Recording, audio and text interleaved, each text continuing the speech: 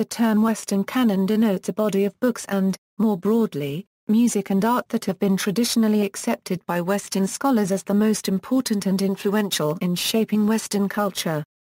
As such, it includes the greatest works of artistic merit. Such a canon is important to the theory of educational perennialism and the development of high culture. The idea of a canon has been used to address the question, what is art? According to this approach, a work is art by comparison to the works in the canon, or conversely, any aesthetic law to be valid should not rule out any of the works included in the canon. The concept has become challenged by advocates of multiculturalism and critics who charge that it has been influenced by racial, gender, and other biases.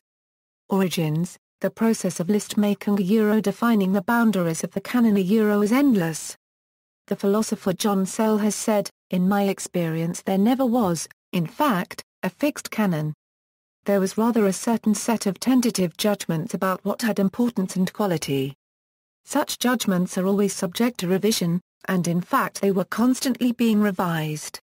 One of the notable attempts at compiling an authoritative canon in the English-speaking world was the Great Books of the Western World program. This program, developed in the middle third of the 20th century, grew out of the curriculum at the University of Chicago. University President Robert Maynard Hutchins and his collaborator Mortimer Adler developed a program that offered reading lists, books, and organizational strategies for reading clubs to the general public. An earlier attempt, the Harvard Classics, was promulgated by Harvard University President Charles W. Eliot, whose thesis was the same as Carlyle's. The greatest university of all is a collection of books. Debate: there has been an ongoing debate, motivated by politics and social agendas, over the nature and status of the canon since at least the 1960s. Much of which is rooted in critical theory, feminism, critical race theory, and Marxist attacks against capitalism and classical liberal principles.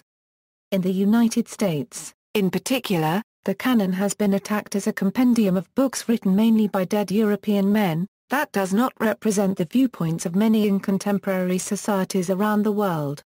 Alan Bloom in his 1987 book The Closing of the American Mind, has disagreed strongly.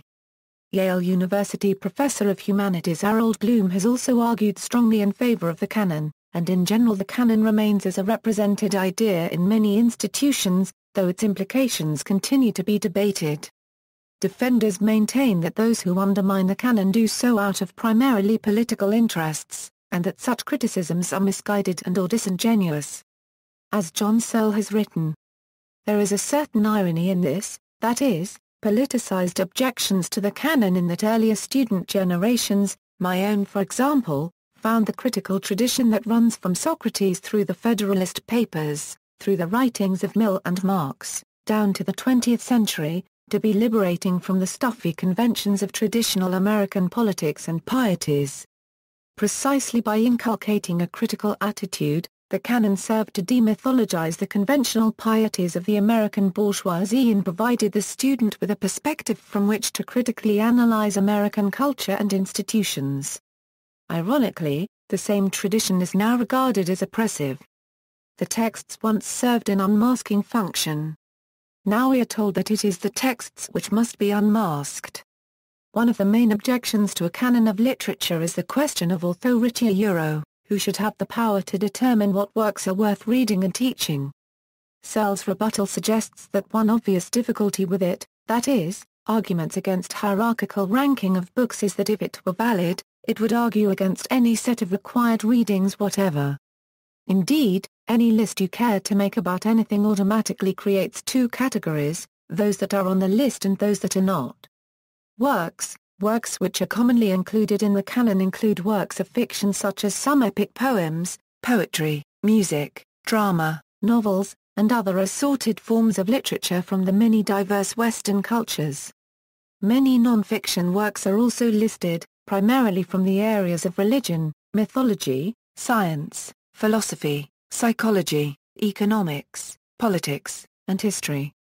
Works which directly address the canon, Debating the Canon, A Reader from Addison to Nafisi by Lee Morrissey, The History of Western Literature by Otto Maria Carpo, The Oldest Dead White European Males and Other Reflections on the Classics by Bernard Knox, ISBN 9780393312331.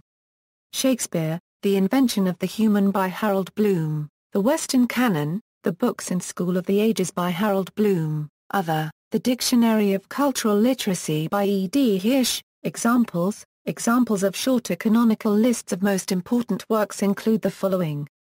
The Big Read by the BBC and its spin-offs in Bulgaria, Germany, and Hungary, Bibliothèque de la Part copyright I-8, directed studies at Yale University curriculum, Great Books of the Western World, the Harvard Classics, Le Monde 100 Books of the Century, Euro Books of the 20th Century, Modern Library 100 Best Novels, Euro English Language Novels of the 20th Century, ZEIT Bibliothèque der 100 bar 1 quarter Shared German Die Zeit List of 100 Books, Library of America, University Reading Lists reflect the Western Canon, Fordham University's Honours Program Curriculum.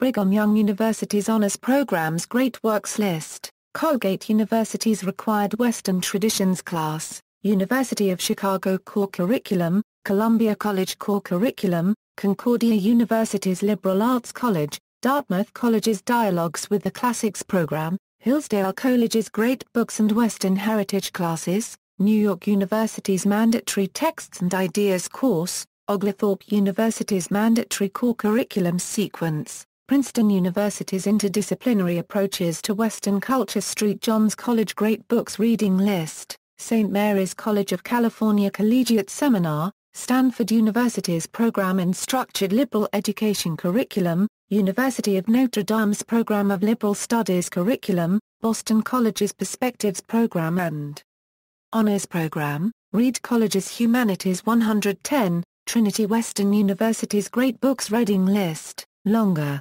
more comprehensive lists include the following: Everyman's Library, The Modern Library, Penguin Classics, Oxford World's Classics, 1001 Books You Must Read Before You Die, Chronological Brackets. Philosopher John Searle suggests that the Western canon can be roughly defined as a certain Western intellectual tradition that goes from, say, Socrates to Wittgenstein in philosophy, and from Homer to James Joyce in literature.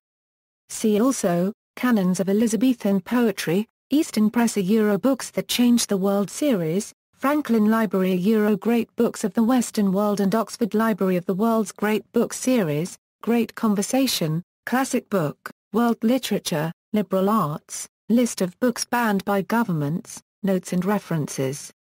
External links: The English Literary Canon, a Work in Progress, Great Books Lists, Lists of Classics, Eastern and Western, World Canonical Texts, Harold Bloom's Canon, Harold Bloom's Western Canon, with links to online texts, Great Ideas website, a Great Books website, Western Canon Great Books University, Columbia College Core Curriculum, The World's Greatest Books page at Project Gutenberg of Australia, Greater Books, a site documenting lists of great books, classics, canons,